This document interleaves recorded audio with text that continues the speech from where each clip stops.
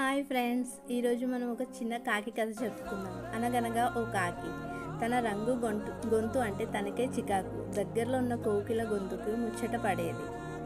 ఆ మాటే కోకిలతో చెప్తే, నేను నీకన్నా నలుపు, నా గుడ్లను కూడా పొదగలేను, మనకంటే చిలుకే నయ్యమంది. అది విన్న చిలుక, నన్ను చూడగానే పంజరంలో బంధిస్తారు, జీవితం అంటే నెమలిదే అని నిట్టూర్చింది.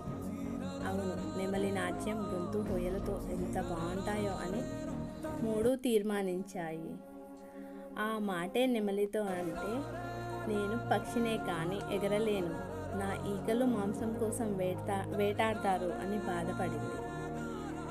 కాకిలా స్వేచ్ఛగా తిరుగుతూ దొరికింది తింటూ గూట్లో ఉంటే ఎంత బాగుంటుంది అన్నది నెమలి.